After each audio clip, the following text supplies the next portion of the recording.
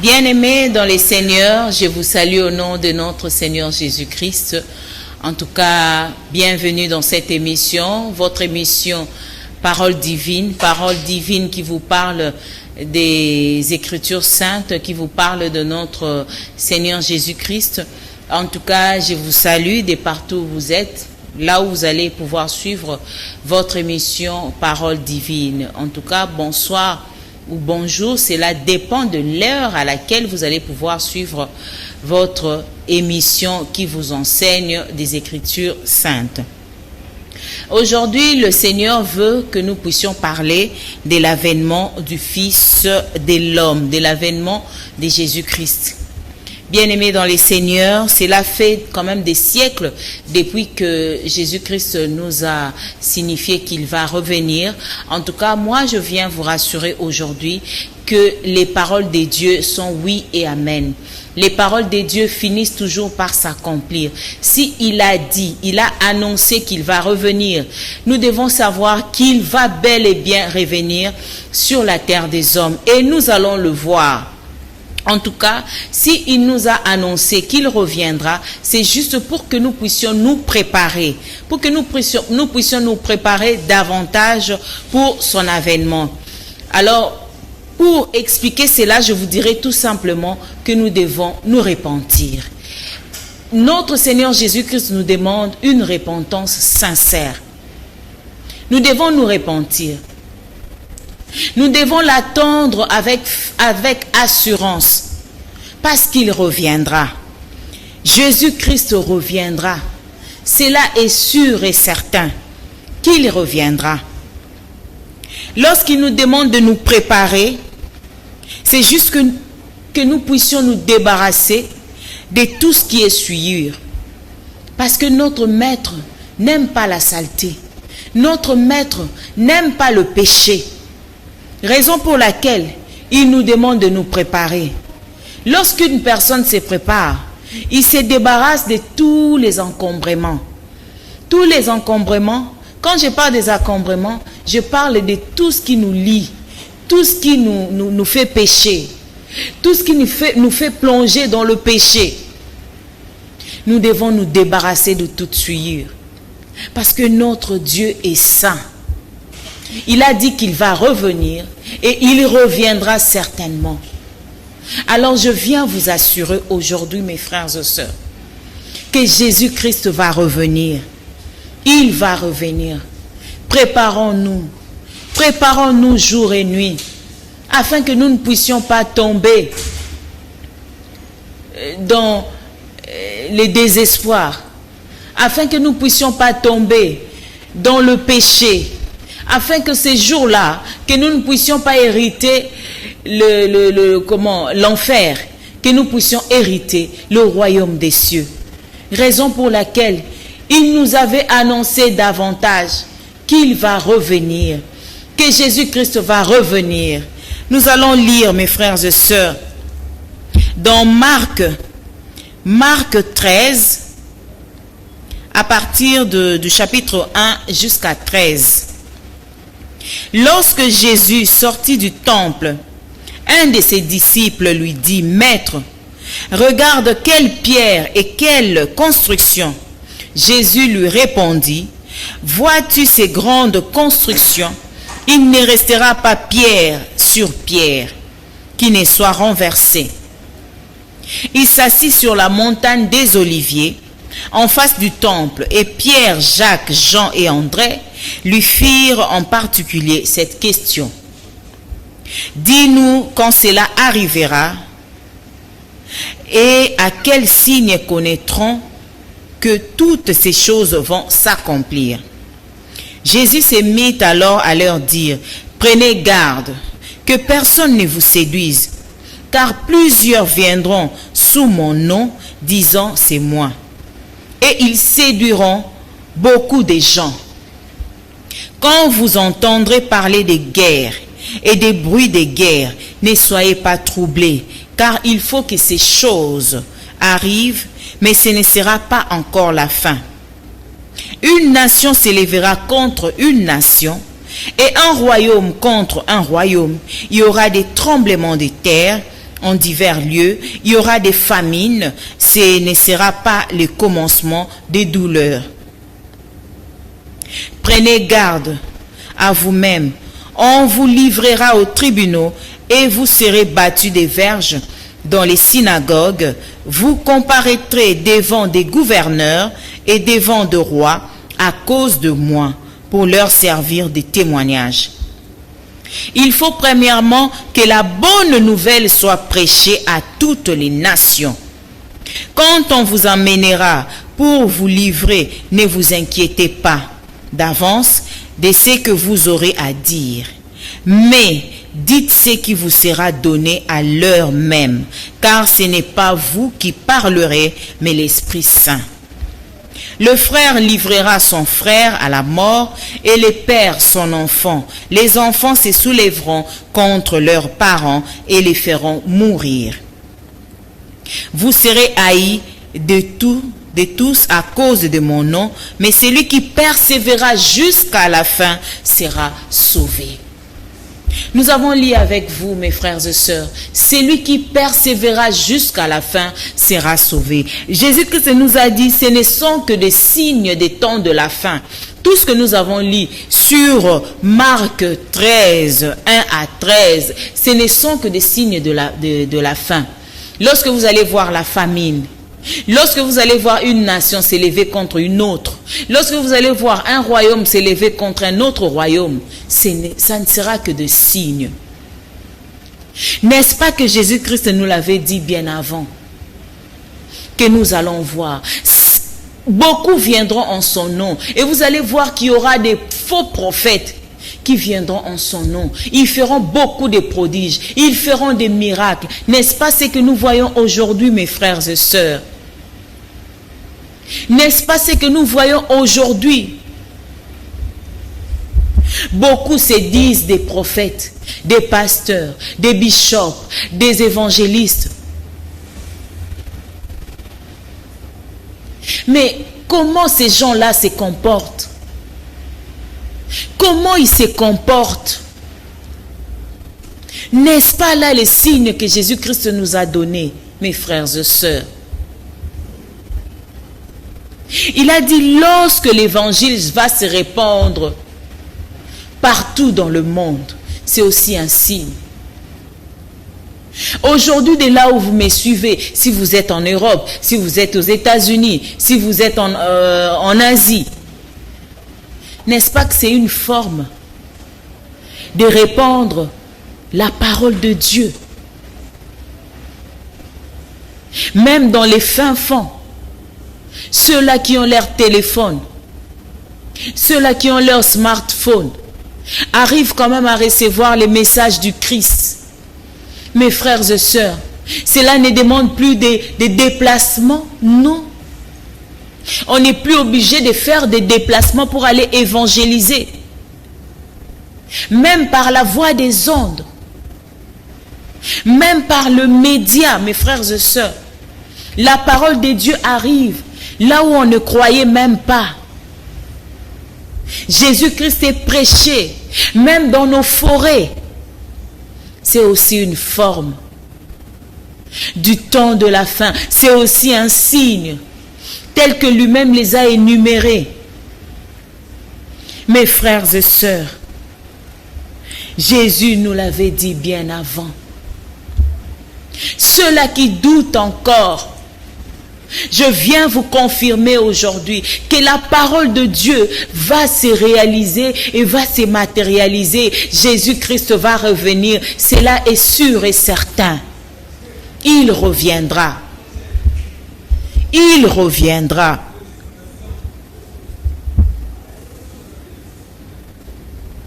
Il nous l'avait annoncé pour que nous soyons parmi les élus de Dieu. Raison pour laquelle il nous avait déjà informés de son avènement sur la terre, afin que nous puissions nous préparer davantage, afin que nous puissions abandonner le mal. Quand on te proclame parmi les élus, cela veut dire que tu ne pourras pas aller en enfer. tu vas hériter le royaume des cieux. Ne cherchons pas à être les fanatiques du monde, mes frères et sœurs. Mais cherchons à être les fanatiques de Jésus-Christ. Parce que Jésus est la parole faite chair. S'il a dit qu'il reviendra, il reviendra. Il ne veut pas que nous puissions finir en enfer. Au contraire, que nous puissions hériter le royaume des cieux. Il nous demande seulement de veiller et de prier.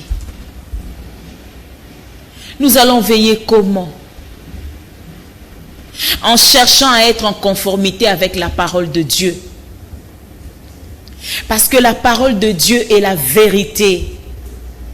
La parole de Dieu est la source. La parole de Dieu est la vraie prophétie. Cherchons à rester dans les Écritures. Cherchons à faire la volonté de Dieu.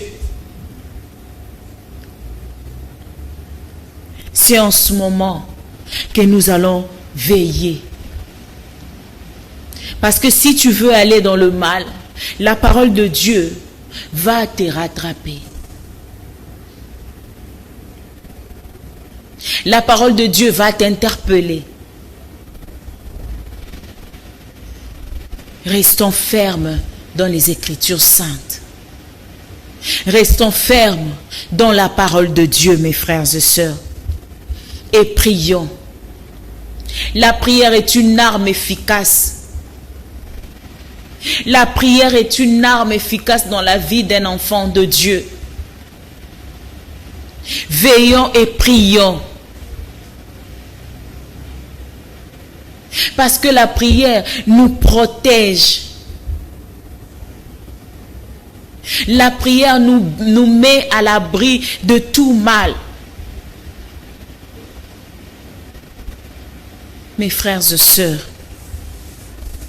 veillons et prions parce que nous ne connaissons ni les jours ni l'heure. Mais néanmoins, il nous a déjà avertis en avance qu'il reviendra, mes frères et sœurs.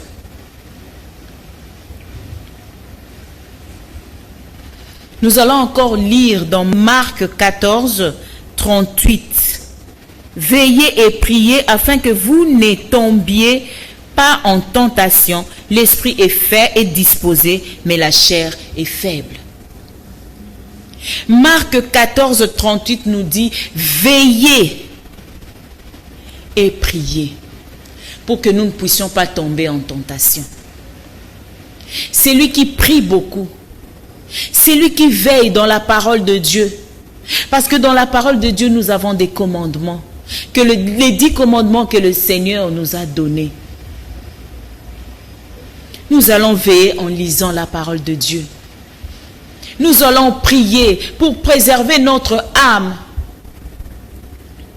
Nous allons prier pour être en conformité toujours avec le Saint-Esprit.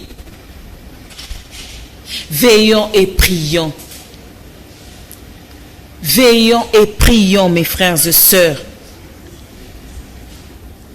Et je viens vous annoncer que tout ce que Dieu a dit concernant des choses qui devraient se produire sur la terre,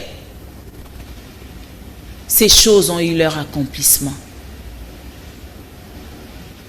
N'est-ce pas qu'il a dit créons l'homme à notre image? Aujourd'hui, vous et moi, nous sommes là. N'est-ce pas qu'il a dit que le soleil soit et le soleil fut?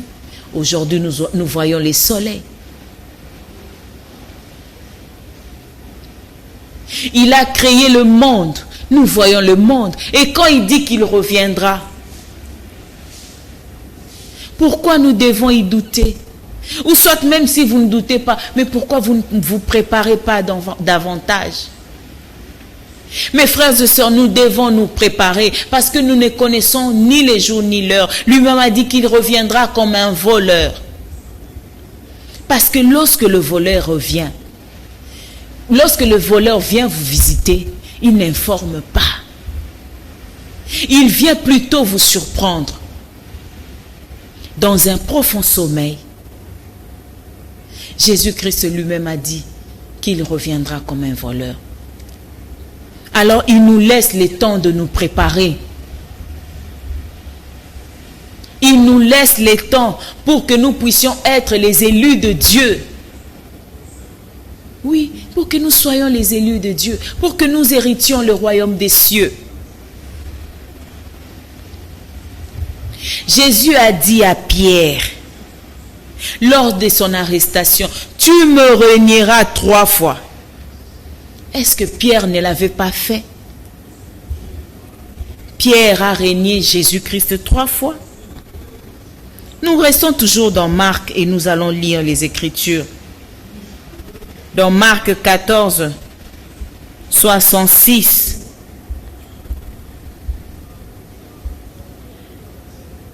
Pendant que Pierre était en bas dans la cour, il vint une des servantes du souverain sacrificateur. Voyant Pierre qui s'échauffait, elle le regarda et lui dit, « Toi aussi tu étais avec Jésus de Nazareth. » Il le nia disant, « Je ne sais pas, je ne comprends pas ce que tu veux dire. » Puis il sortit pour aller dans les vestibules et le coq chanta.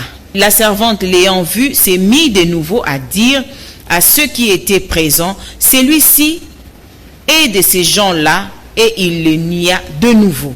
Peu après, ceux qui étaient présents dirent encore à Pierre, « Certainement tu es de ces gens-là, car tu es galiléen. » Alors il commença à faire des imprécations et à jurer, « Je ne connais pas cet homme dont vous parlez. » Aussitôt, pour la seconde fois, le coq chanta et Pierre se souvint de la parole que Jésus lui avait dite. « Avant que le coq chante 2 fois, tu me renieras 3 fois. » Et en y réfléchissant, il pleurait.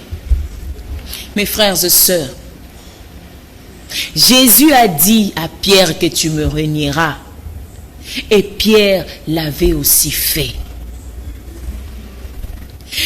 Ça, c'est juste une illustration pour vous faire voir qu'il est Dieu. Quand il a dit, Pierre ne s'attendait pas à ce que cela puisse s'accomplir. Mais cela est arrivé. Et tel que le maître l'avait dit, c'est de cette façon-là que Pierre l'a régné. C'est de cette façon que Pierre l'avait fait. Mes frères et sœurs, la parole de Dieu est véridique. Jésus-Christ est la parole. Il est le chemin, la vie et la vérité. Ce qu'il a dit, il le fera. N'est-ce pas qu'aujourd'hui nous entendons des bruits des bottes? N'est-ce pas qu'aujourd'hui nous voyons la famine dans le monde? Mais il a dit que ça ne sera pas encore la fin. Mais ce sont des signes que lui-même a énumérés. Que lui-même a cités, mes frères et sœurs. Des faux prophètes, des serviteurs des ventres qui ne viendront que pour détruire, pour amener ou soit amener les enfants de Dieu à la perdition. N'est-ce pas que nous voyons ça? N'est-ce pas que nous le voyons? Mes frères et sœurs, tenons ferme dans la parole de Dieu. Restons dans la parole de Dieu. Ne suivons pas tout ce qu'on nous dit. Ne suivons pas tout ce que ces serviteurs-là font pour emmener les enfants de Dieu dans la perdition. Mais restons dans les Écritures saintes. Restons dans la Bible. Et nous allons comprendre ce que veut notre Maître. Je n'ai pas dit que tous les serviteurs sont mauvais, non. Il y a de ceux-là qui gardent encore la bonne doctrine de notre Messie. Mais veillons et prions. Jésus-Christ va revenir certainement. Alors, mes frères et sœurs, ceux qui demeurent dans le mal, répentons-nous et cherchons à vivre dans la sainteté. Cherchons à vivre selon la volonté de Dieu et de faire la volonté de Dieu. Je veux par là inviter tous ceux qui n'ont pas encore reçu Jésus-Christ comme leur Seigneur et Sauveur de pouvoir le faire si vous êtes d'accord. Seigneur Jésus-Christ, j'ai entendu ta parole et j'accepte aujourd'hui de te recevoir comme mon Seigneur et Sauveur. Viens dans ma vie, occupe toute la place dans ma vie, sois mon maître et conduis-moi sur le droit chemin parce que je veux te suivre. Merci Seigneur Jésus-Christ pour tous ceux-là qui ont fait cette prière, qui l'ont accepté comme leur maître. En tout cas, je vous retrouve encore une fois de plus dans un autre numéro. Que le Seigneur vous bénisse de partout où vous allez suivre cette émission. Merci, au revoir.